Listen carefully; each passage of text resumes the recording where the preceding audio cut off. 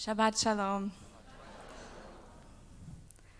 When I was a child, I loved a particular Haggadah, one that when you opened the page which said, B'chol dor vador chayav Adam lirot et atzmo ki'ilu hu yatza miMitzrayim. In each and every generation, a person is obligated to see themselves as if they left Egypt. You opened the page and you saw a mirror and you looked back at your own face. Years later, I still remember this sensation of looking at my reflection suddenly, not out of self-consciousness, but out of an obligation to truly see. Greek mythology has the myth of Narcissus, the young man who fell in love with his own reflection in a pool, not realizing that it was himself, and eventually wasting away from hunger and thirst, so obsessed was he. And this is a cautionary tale. But our tradition has a different relationship with mirrors and reflections. We'll read this morning in Parashat Vayak the many detailed pieces of the Mishkan, and what we are about to read in the Torah portion from Shemot describes physical structures. But each aspect that is described also represents a spiritual structure that we, in each and every generation, are called upon to create in our lives. And this following detail about the Mishkan is no different.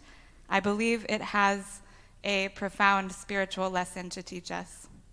We will read in Shemot chapter 38, verse 8, Vayas et hakior nechoshet ve'et kano nechoshet b'marot hatzovot asher tzavu petach ohel moed.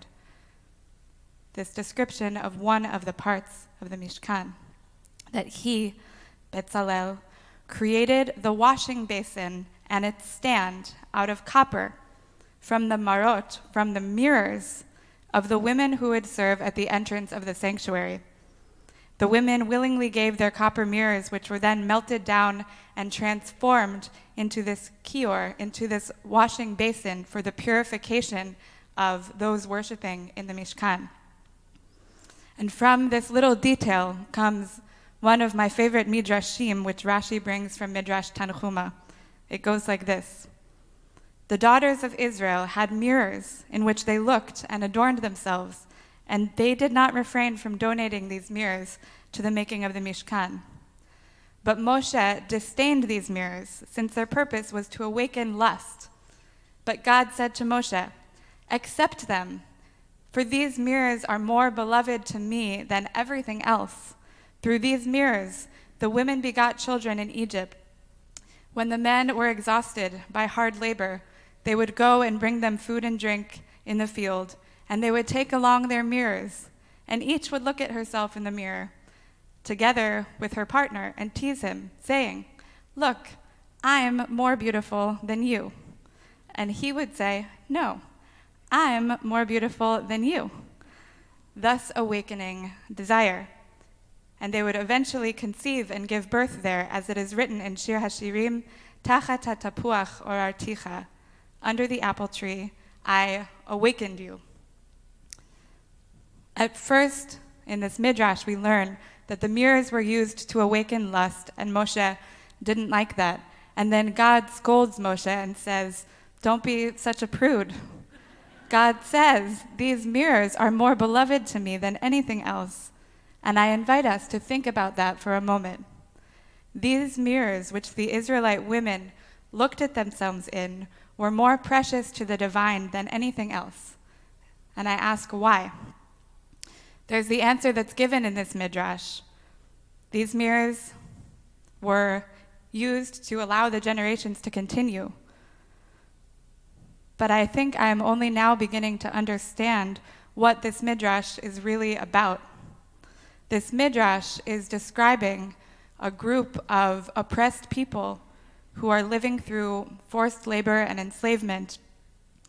And how do you think these people really looked when they were out in the field in Egypt? Through no fault of their own, they were probably looking a little bit rough. But they said about themselves, "I am beautiful." In this situation of dehumanization, of being stripped of all freedom, they asserted their humanity. They looked at themselves in the face without shame. And they also clung to their sense of humor, and they clung to their sense of faith. They said, miraculously, even though the present is looking pretty terrible, we're in Egypt, we are enslaved, they said, I have enough faith in the future that I want to bring a life and a child into this world. They said, my life still belongs to me, and I am acting not only as though the future of freedom is possible, but as though it is already here. And so this story is not just about lust or vanity.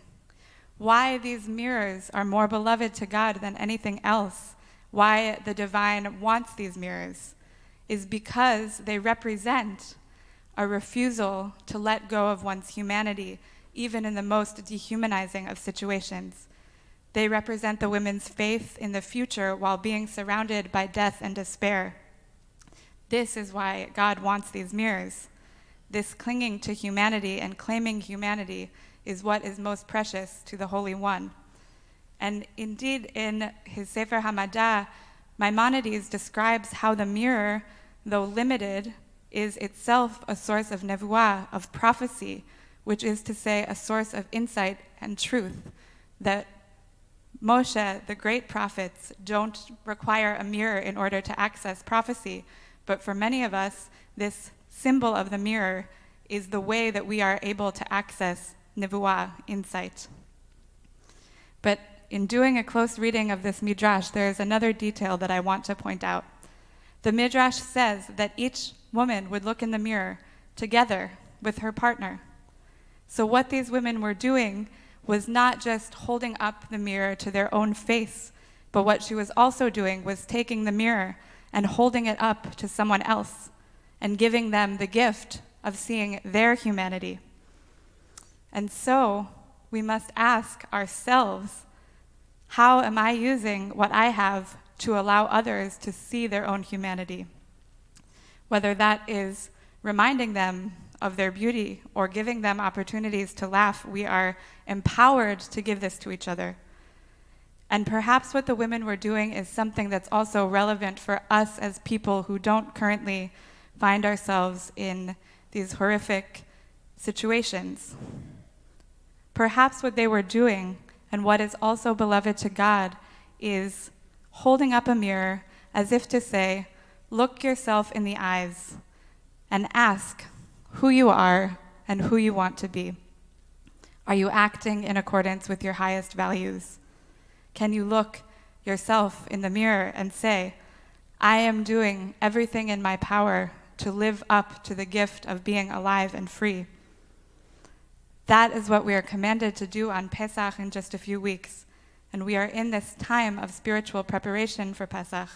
And maybe you will add a mirror to your Haggadah to look into it and ask yourself, am I hiding in despair because I'm afraid of the future or I don't believe in it?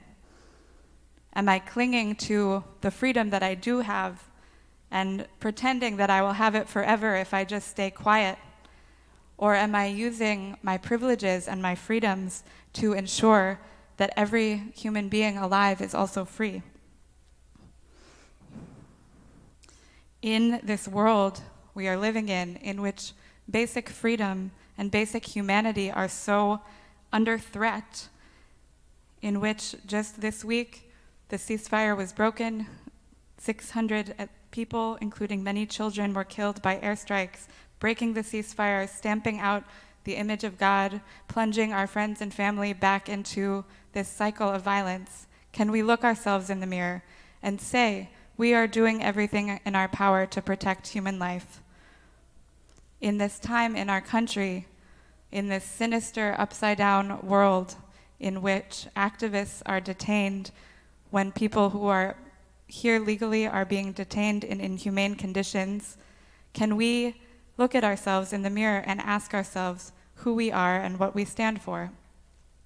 The Midrash about mirrors quotes from Shir HaShirim saying, Tachat hatapuach orarticha. Under the apple tree, I woke you up. And the surface reading may be about lust, but I believe this verse is brought to teach us something beyond that. It's teaching that we are responsible for waking each other up and holding a mirror to each other and saying, wake up. We may need to hold this mirror to our fellow Americans, our fellow beloved Jews, alongside ourselves who we are holding accountable, and ask, is this who we really are? We are a people who for 3,000 years have prized freedom above almost everything else. We have enshrined our story of liberation in our Torah and our liturgy and our calendar, not only in our week-long holiday every year, but every single day in our morning prayers. We look in the mirror as if to dare the future to stamp us out. Our existence as human beings is a testament to the resilience of our ancestors, who were like these women and maintained their humanity. If we find ourselves with freedom now, it is because of them. And if each aspect of the Mishkan represents something that we are meant to bring into our spiritual lives today, part of this must be creating a kior, a washing basin, a way of purifying ourselves and preparing ourselves out of mirrors. We need to create a way to purify and prepare ourselves out of what these mirrors represent. Choosing life, choosing each other, refusing to give up hope.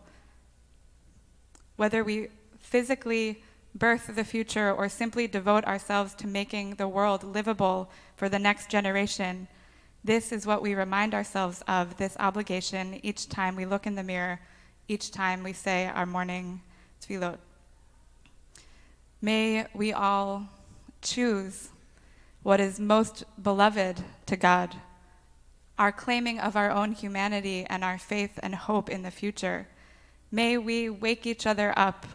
May we not let each other forget any human being's humanity and freedom. May we look straight into the mirror and ask ourselves, am I doing everything in my power to live up to the gift of being alive and free?